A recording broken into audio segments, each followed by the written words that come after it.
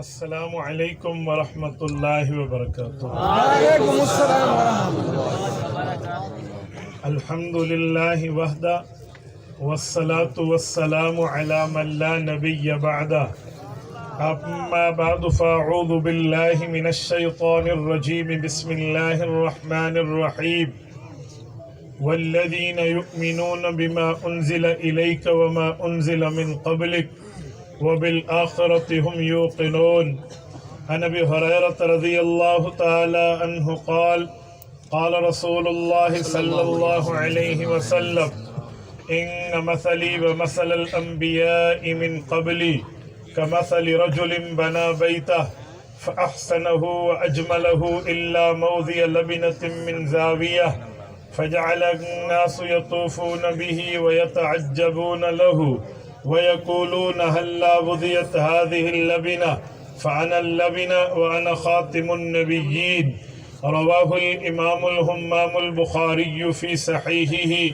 صدق الله العظيم وبلغنا رسوله النبي الأمي الكريم، ونحن على ذلك لمن الشاهدين والشاكرين، والحمد لله رب العالمين۔ سبحان اللہ۔ رشتہ نہ ہو قائم جو محمد سے وفا کا، صلی اللہ علیہ وسلم۔ رشتہ نہ ہو قائم جو محمد سے وفا کا، پھر جینا بھی برباد ہے مرنا بھی اکارت۔ معزز دوستو، آج 9 ستمبر 2021 بروز جمعرات، جو 10 ستمبر 2021 بروز جمعہ میں بدل چکی ہے۔ مرکزی کمیٹی گراؤنڈ علی پور ضلع مظفر گڑھ میں 14ویں سالانہ تحفظ ختم نبوت کانفرنس۔ معزز دوستو، مجھے بخوبی احساس ہے کہ رات کا ایک طویل لمحہ گزر چکا ہے، لیکن میں آپ کے جذبے کو دیکھتے ہوئے، آپ کے ولولے کو دیکھتے ہوئے عقیدہ ختم نبوت پر چند معروضات پیش کروں گا، لیکن مزہ تب آئے جب ہنستے چہرے اور مسکراتے منہ کے ساتھ آپ میرے ساتھ مخاطب ہوں۔ اگر آپ نے میری آنکھوں میں آنکھیں ڈالی اور میری گفتگو کو دل کے اندر راستہ دے کر سمجھا، تو بحمد اللہ بفضل اللہ میں اللہ پہ امید رکھ کے کہتا ہوں آپ کا وقت قیمتی بنے گا میرے دوستو۔ جس طرح اللہ رب العزت کو صرف ماننے سے بندہ مسلمان نہیں بنتا، بلکہ وحدہ لا شریک ماننے سے مسلمان بنتا ہے بعین ہی، اسی طرح رسول اللہ کو ماننے سے مسلمان نہیں بنتا جب تک خاتم النبیین نہ مان لیا جائے۔ یہ بات اپنے دل کی تختی پہ تعویذ بنا کر نوٹ کر لے کہ خالق جل وعلا کو توحید والا مانیں گے تو مؤمن کامل ہیں، رسول پاک علیہ السلام کو خاتم الانبیاء والرسل مانیں گے تو مؤمن کامل ہیں۔ کوئی اللہ مانے، اللہ کو اکیلا نہ مانے، جیسے وہ باؤنڈری آف دا اسلام سے، اسلام کے دائرے سے باہر ہے، ویسے رسول اللہ کو ماننے والا اور ختم نبوت کا انکار کرنے والا بھی اسلام سے باہر ہے۔ میرے دوستو، یہ بات خالق لم یزل نے روز اول سے طے کر دی ہے کہ رسول پاک صلی اللہ علیہ وسلم کو ختم نبوت کا تاج دینا ہے اور ختم نبوت کے تاج سے تاجور کرنا ہے۔ اللہ رب العزت کے ہاں یہ بات کائنات بنانے سے پہلے طے شدہ تھی۔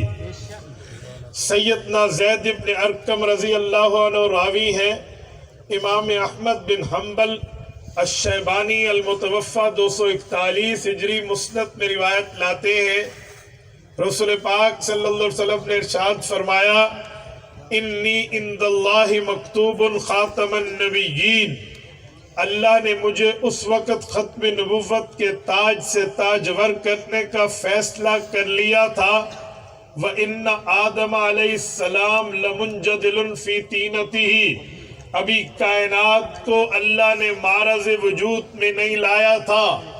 آدم علیہ السلام کا پانی پانی میں تھا، مٹی مٹی میں تھی. اللہ نے ختم نبوت کے تاج کا فیصلہ میرے لیے کر لیا. سبحان اللہ. یہ بات ہمارا ایمان، عقیدہ اور نظریہ پر منحصر ہے کہ حضور پاک ختم نبوت کے تاج سے روز اول سے تاج دار ہیں. ختم نبوت کے تمغے رسول اللہ کے کندھے پر تو حضور پاک اس کے حقدار ہیں. اب جو اس تاج اور حقدار کو مانے وہ حضور پاک کا تابعدار، فرما بردار، حبدار ہے، اور جو نہ مانے وہ حضور کا بھی اور اللہ کا بھی غدار. بے شک. میرے دوستو، اس پر کوئی دوسری رائے نہیں ہے کہ حضور پاک کی ختم نبوت پر کسی معاملے میں کسی بات کو سنا جائے. میں ایک جملہ کہہ رہا ہوں، ابھی بات ہو رہی تھی افضل البشر بعد الانبیاء، حضرت ابو بکر صدیق رضی اللہ عنہ کی. ابو بکر صدیق وہ شخصیت ہے جو افضل البشر بعد رسول اللہ نہیں، افضل البشر بعد الانبیاء. کیا مطلب؟ حضور پاک کی امت میں سب سے حضور کے بعد افضل؟ جی نہیں. 1,24,000 کم و بیش انبیاء کی تمام حضرت ابو بکر کی تقوی اور طہارت کے باوجود، تقوی اور طہارت کے ساتھ ایمان رکھنے کے باوجود، وہ پیغمبر کے ساتھی ہونے کے باوجود ابو بکر کا مقابلہ نہیں کر سکتے. 1,24,000 انبیاء کی اپنی جگہ، لیکن حضور پاک کا یہ امتی تمام انبیاء کے بعد 1,24,000 امتیوں میں سب سے افضل امتی. یہ شخصیت جس میں نرمی اس حد تک ہے، قرآن کریم سورت نمبر 9 سورت توبہ 12 نمبر 11 ہمیں بتاتا ہے.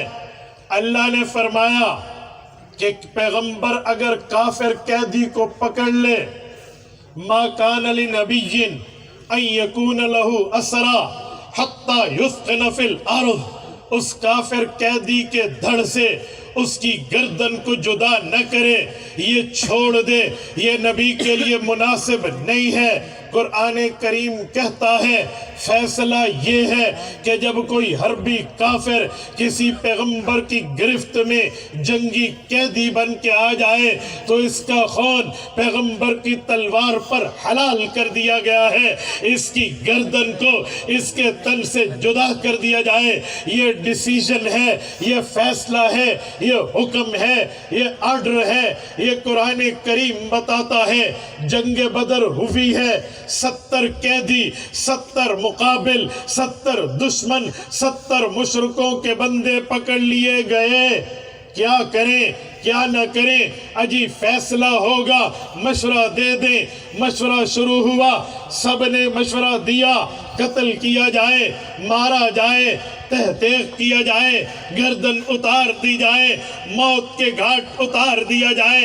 سب مشورہ تو دے رہے تھے، پر ایک شخصیت ابو بکر تھی جو چہرے محمدی کو پڑھ رہی تھی، حضور پاک کی آنکھوں میں ابھرنے والی کیفیات کو سمجھ رہے تھے، پیغمبر کے ماتھے پہ خیالات کو پڑھ رہا تھا، وہ صرف ابو بکر. سبحان اللہ.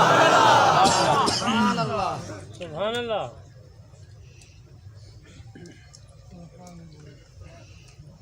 حضور پاک کے چہرے کو پڑھنا شروع کیا، مزاج شناسی پر اپنی طاقت و قوت و ہمت و سکت کو لگایا.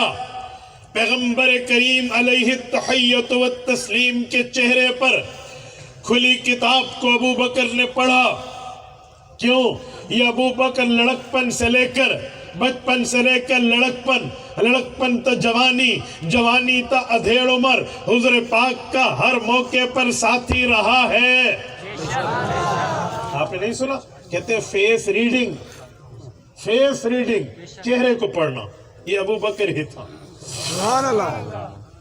چہرہ اقدس کو پڑھا کہ حضور پاک علیہ السلام کا مزاج یہ ہے کہ انہیں کسی بدلے چھوڑ دیا جائے، معاف کیا جائے، کوئی ترتیب ان کے بچانے کی بنائی جائے۔ ابھی آیت تو نہیں اتری تھی نا، ابھی ڈیسیجن تو نہیں نازل ہوا تھا نا۔ چہرے کو پڑھا تو ابو بکر کی باری آئی مشورے کی۔ ابو بکر آپ کیا کہتے ہیں؟ ابو بکر پڑھ چکے تھے، مزاج سمجھ چکے تھے، شناسی مکمل کر چکے تھے کہ یا رسول اللہ اگر میری بات پوچھیں تو میرا دل یہ کہتا ہے اگر یہ پڑھے لکھے ہیں تو ان سے پڑھنا لکھنا سیکھ لیا جائے تاکہ ہم قرآن و سنت کو لکھ کر اگلی امتوں تک یہ پیغام پہنچا سکیں۔ اگر ان پڑھ ہیں، پڑھ نہیں سکتے، ان میں طاقت و صلاحیت نہیں ہے، پھر ان سے فدیہ لیں، اسلام پہ لگائیں، سرمایہ لیں، دین پہ لگائیں۔ کفار سے چھنا ہوا پیسہ دین پہ لگے گا، دین دور دور تک پہنچے گا، اللہ دیر اور دور کے لیے مسلمانوں کو قبول کر لے۔ حضور پاک کا چہرہ کھل اٹھا، سبحان اللہ۔ اسی پر فیصلہ ہوا، بات طے ہو گئی۔ اللہ نے آیت اتاری، اے پیغمبر کریم اللہ کے ہاں طے ہو چکا تھا، یہ بات طے نہ ہوتی تو فیصلہ یہی تھا ما کان لنبی ان یکون لہ اسرا حتی یسکن فی الارض، ان میں سے ایک کے بھی بچ کے نہیں جانا چاہیے تھا۔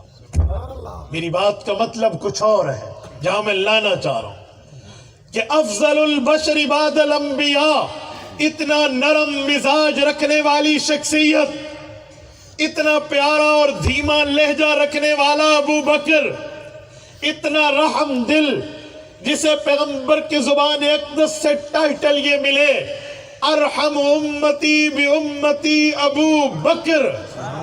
ارحم، اس میں تفضیل، سپرلیٹو ڈگری ورلڈ، اس سے بڑا لفظ نہیں ہے۔ ارحم امتی بی امتی ابو بکر، میری امت میں ڈھونڈو، تلاش کرو، سرچنگ کرو، تحقیق کرو، تصدیق کر کے اس نتیجے پہ پہنچو گے اگر میری امت میں کوئی رحم دل ہے تو ابو بکر ان سب سے بڑھ کر ہے۔ اتنا رحیم و کریم مزاج رکھنے والا۔ توجہ رکھنا، جب اپنے دور خلافت میں آئے ہیں، دور حکومت میں آئے ہیں، جانشینی پیغمبری ملی ہے، ابو بکر صدیق مصلی رسول کے حکم رسول سے وارث بنے ہیں۔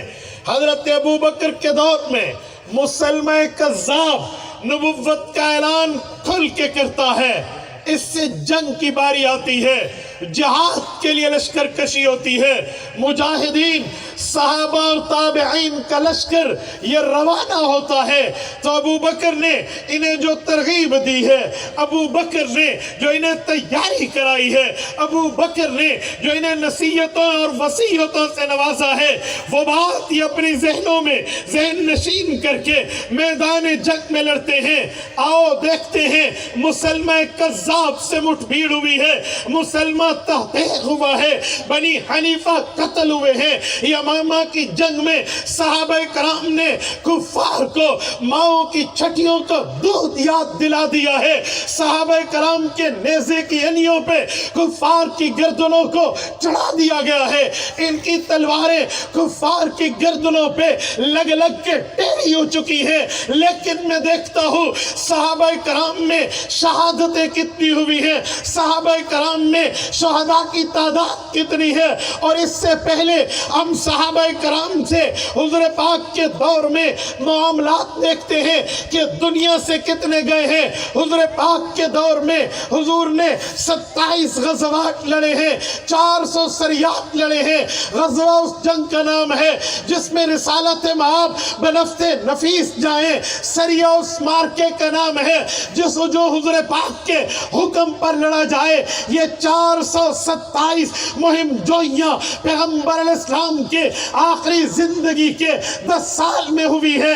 گویا 10 سال میں 427 معاملات ہیں. حضور پاک کے 27 غزوات کو 10 سال میں اوسط نکالے تو ہر 4 ماہ بعد پیغمبر کا جہادی سفر نظر آتا ہے. لیکن ان پورے سفروں میں، پورے اسفار میں، پورے مہمات میں، پورے لشکر کشیوں میں جو صحابہ شہید ہوئے یا جو کافر مردار ہوئے، جو انسان اس دنیا سے گئے ہیں، حضور پاک کے دور میں ان کی تعداد اکٹھی کر لی جائے، ان کے نمبرنگ اکٹھے کر لیا جائے، ان کی گنتی اکٹھی کر لیا جائے، ان افراد کو شمار کیا جائے تو مورخین کا اس بات پہ اتفاق ہے کہ وہ 750 بھی نہیں بنتے. یعنی مسلمانوں کی طرف سے، کفار کی طرف سے اموات ملا کر بھی 750 نہیں، 739 پہ جا کر بات کا فیگر اینڈ ہو جاتا ہے. میں نے دیکھا پیغمبر کی زندگی میں کل اموات دشمن اور اپنوں کی 750 ہیں، لیکن یہ رحم دل پیغمبر کا صحابی، یہ ایک رحیم و کریم مزاج والا ابو بکر جب ختم نبوت کے تحفظ کی جنگ لڑتا ہے، عقیدہ ختم نبوت کی حفاظت پہ مہم جوئی کرتا ہے، حضور پاک کے ختم نبوت کی تاج کے لگے ہوئے سنہری موتیوں کی حفاظت کے لیے پیغمبر کے صحابہ کو یمامہ کی میدان میں روانہ کرتا ہے تو ان میں وہ روحانی روح پھونک دی ہے. اس شخص نے وہ ترغیب دی ہے کہ ان صحابہ نے 1200 آدمی ذبح کرا دیے پر ختم نبوت کی حفاظت کر کے دکھائی. سبحان اللہ.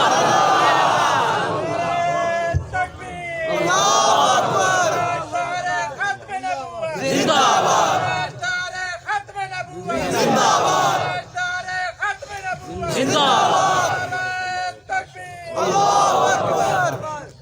میری بات کا مطلب رحم دلی ابو بکر میں ضرور ہے لیکن غیور ہے، بے غیرت نہیں. یاد یہ وہ نہیں ہے جو کفار سے ڈالر لے کر ایک ملونہ ان کے حوالے کر کے دیار کفر میں بیٹھ کے 7 سمندر دور بیٹھ کے کہے ہم نے تمہارے لیے آسیہ ملونہ چھوڑ کے رکھ دی. اے عدالت کے سائے میں گھسنے والوں، مسلمانان پاکستان، اسلامیان مملکت خداداد جانتے ہیں ختم نبوت کا وفادار کون ہے، غدار کون. نام ریاست مدینہ کا لینے والوں، ریاست مدینہ کی پہلی جنگ ہے.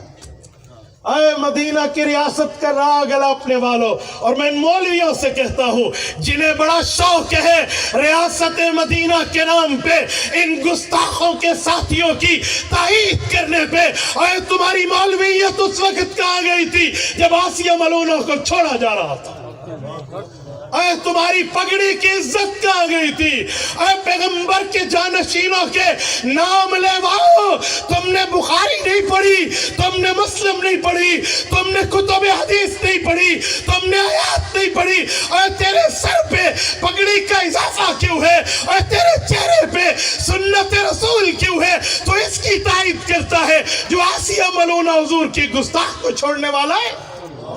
میں اس مولویت پہ حیران ہوں، میں اس داڑھی اور پگڑی پہ حیران ہوں، میں اس دینداری کے لبادے میں چھپے ہوئے ایک فضول دماغ سے حیران ہوں. پتہ نہیں تیری غیرت اسلامی کہاں گئی. اے حضور پاک علیہ السلام کے دین مٹنے پہ تیرے آنسو تیری داڑھی سے گرے. اے حضور پاک علیہ السلام کے دین اور سنت کے خلاف چلنے والوں کے خلاف تیری صدائیں گونجیں، لیکن جس شخصیت نے انہیں چھوڑ کے، گستاخ کو چھوڑ کے اپنے ہاتھوں کو حضور پاک کے گستاخوں کا یار بنایا، تیری زبان اس کی تائید کیسے کرتی ہے؟ تیرا جذبہ کہاں گیا؟ تیری دینداری کہاں گئی؟ تیرا تقوی کہاں گیا؟ تیری للہیت کہاں گئی؟ تیرا دین و ایمان کہاں گیا؟ جی یوں نہیں ہے، یوں نہیں ہے کہ مسلمان سمجھے نہیں کہ معاملہ ہے کیا. تو ادھر ادھر کی نہ بات کر، یہ بتا کہ قافلہ کیوں لوٹا. تو ادھر ادھر کی نہ بات کر، یہ بتا کہ قافلہ کیوں لوٹا. مجھے رہزنوں سے گلا نہیں، تیری رہبری کا سوال ہے. میرے خلاف کوئی رائے قائم کرے 100 کرے، میں اس ایسی رائے کو جو ختم نبوت کے خلاف قائم ہونا پاؤں کی ٹھوکر پہ یوں رکھ کے اڑانا جانتا ہوں جیسے آپ کے اس کمیٹی گراؤنڈ میں فٹ بال کو کک ماری جاتی ہے. جوتے کی نوک پر وہ مخالفت جو رسول پاک صلی اللہ علیہ وسلم کے گستاخوں کی تائید والوں کی ہو ہمیں نہیں چاہیے. ہاں تاریخ لکھے گی کہ کچھ غیور وہ تھے جنہوں نے داڑھی پگڑی کو للکار کے کہا تھا یہ غیرت نہیں ہے، یہ دیوسی ہے، یہ غیرت اسلامی نہیں ہے، یہ ہمت اسلامی نہیں ہے. ہاں تائیدیں تم سے لیتے ہیں، تعاون تم سے لیتے ہیں، اور ادھر حضور پاک کے یاروں سے، حضور پاک کے گستاخوں سے یاریوں کی پینگیں بڑھائی جاتی ہیں. افسوس تیرے اندر کچھ سمجھ ہوتی، افسوس میرے مولوی تو اس بات کو سمجھ جاتا تو تیری نرمی کہاں، ابو بکر کی نرمی کہاں. نہیں سمجھے؟ اگر میری بات حق ہے تو پھر تائید کرنی چاہیے، آپ کی زبان گنگ نہیں ہونی چاہیے. تیری نرمی کہاں اور ابو بکر کا تقوی کہاں؟ بولیے، ہے کوئی مقابلہ؟ ہاتھ کھڑے کر کے تائید کیجیے. بے شک زندہ باد.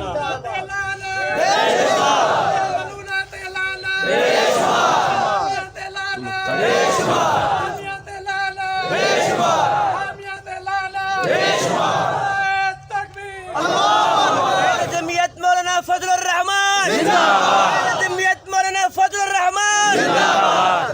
میں نے کہا یہ نرمی کوئی نرم ارحم کا سرٹیفکیٹ جس نے حضور کی زبان سے لیا ہے وہ ابو بکر، اور اس کی نرمی 1250 ایک روایت میں 1200 سیرت حلبیہ اٹھائی ہے. امام برہان الدین حلبی کو اٹھائیے، 1200 حتمی جن میں 750 قرآن کا قاری ذبح ہوا ہے لیکن ختم نبوت کا تحفظ کر کے دکھایا. اے صحابہ کرام کا خون کوئی افضل نہیں ہے؟ ہم ملائکۃ اللہ یمشون فی الارض. امام ذہبی فرماتے ہیں یہ پیغمبر کی جماعت یہ اللہ کے وہ فرشتے ہیں جو زمینوں میں چلتے ہیں. ابن تیمیہ کے الفاظ میں کوئی ہے المقنطرہ التی تصل الامت الی النبوہ.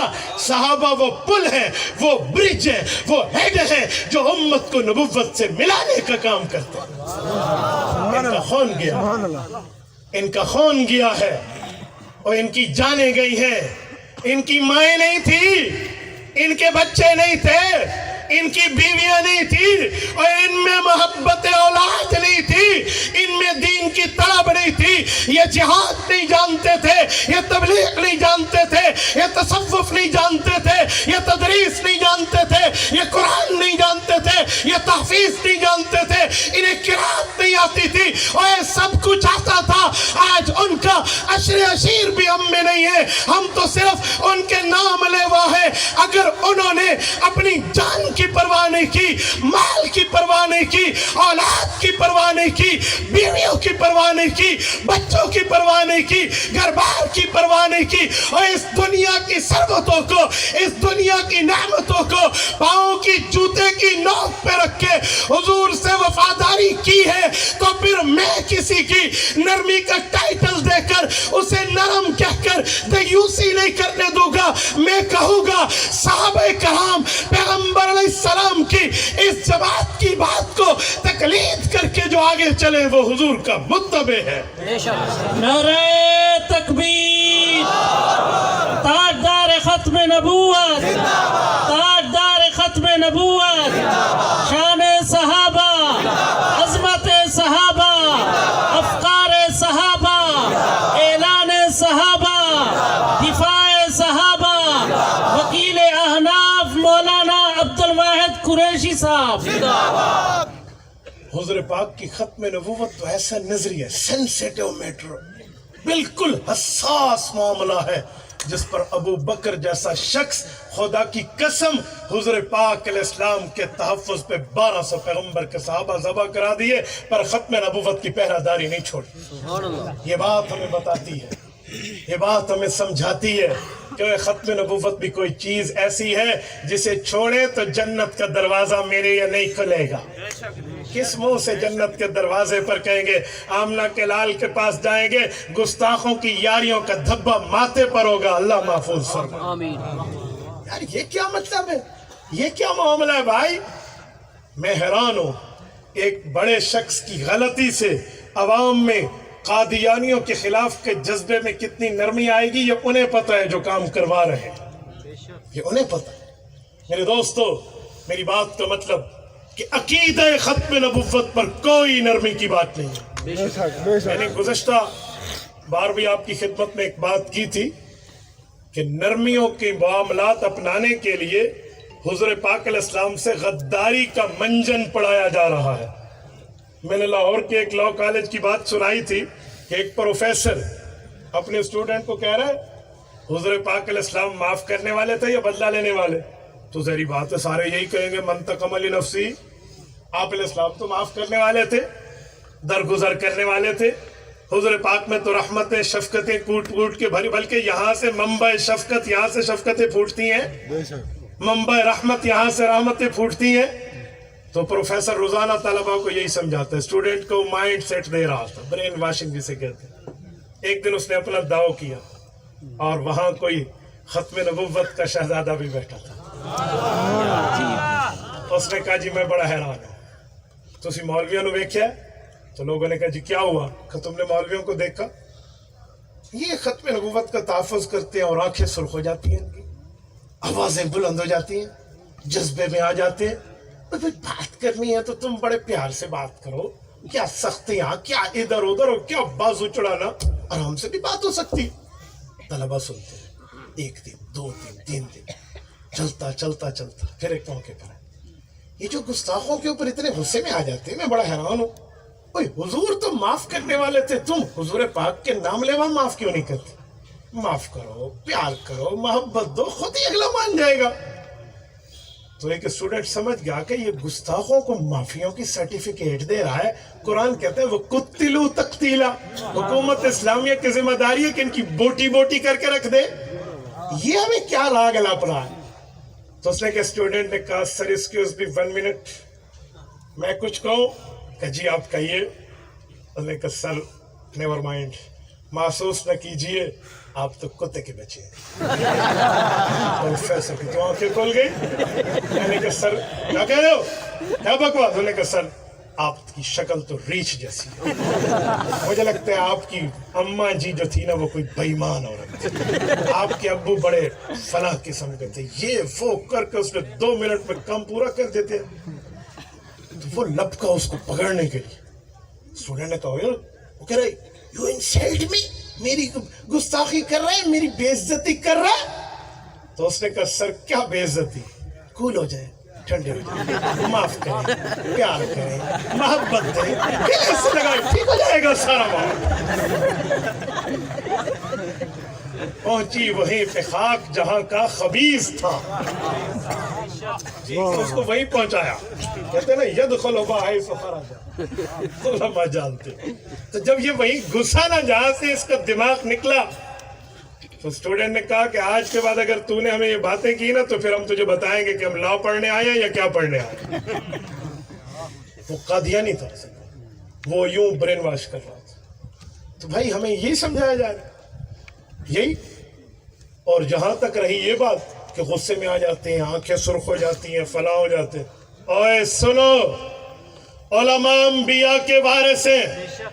وَأَنَّ الْعُلَمَاءَ وَرَثَةُ الْأَنبِيَاءِ إِنَّمَا الْأَنبِيَاءُ لَمْ يُوَرِّثُوا دِينَارًا وَلَا دِرْهَمًا انما ورثه العلم فمن اخذه اخذ بحظ وافر۔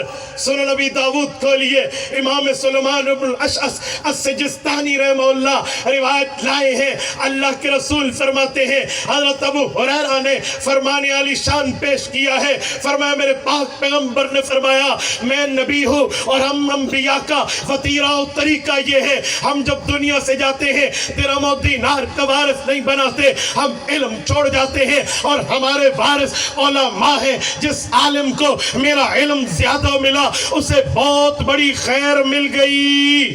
سبحان اللہ۔ تو پیغمبر کی وراثت علم ہے، تو وارث نبی کا جو ہے وہ وہی کچھ لینے کا حقدار ہے جو مورث ہمارے پیغمبر چھوڑ کے گئے۔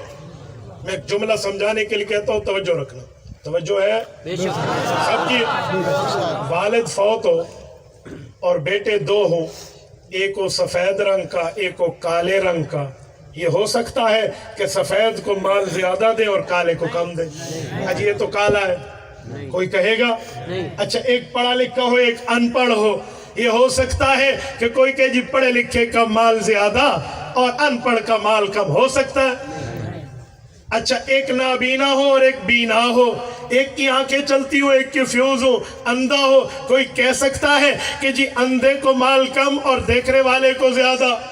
ہو سکتا ہے؟ جی نہیں، وہ کہیں گے جو مورث چھوڑ کے گیا ہے، جو والد چھوڑ کے گیا ہے، وارث کو وہی کچھ ملے گا جو ابے نے چھوڑا، وہ کالا ہو تب ملے گا، ان پڑھ ہو تب ملے گا، اندھا ہو تب ملے گا، دیہاتی ہو تب ملے گا، شہری ہو تب ملے گا، معذور ہو تب ملے گا، تندرست ہو تب ملے گا، اونچی نیچی قد کا ہو تب ملے گا، رنگ جیسا ہو تب ملے گا۔ اس میں کوئی ڈفرنٹ نہیں ہے، اس میں کوئی فرق نہیں ہے۔ اللہ کا اعلان ہے یوصیکم اللہ فی اولادکم للذکر مثل حظ الانثیین، یہ خدا کا قانون ہے، اللہ نے قانون پاس کر دیا ہے، بیٹی کا حصہ 11 ہے، بیٹے کا حصہ 2 ہے، یہ رب کا قانون ہے، یہ ایسے ہی ملے گا۔ میں نے کہا سنو، پیغمبر دنیا سے گئے ہیں، مال نہیں چھوڑ کے گئے، پیغمبر دنیا سے گئے ہیں، علم چھوڑ کے گئے ہیں، تقوی چھوڑ کے گئے ہیں، للہیت چھوڑ کے گئے ہیں، طہارت چھوڑ کے گئے ہیں، معلومات دینیت چھوڑ کے گئے ہیں، فقاہت اسلامیت چھوڑ کے گئے ہیں۔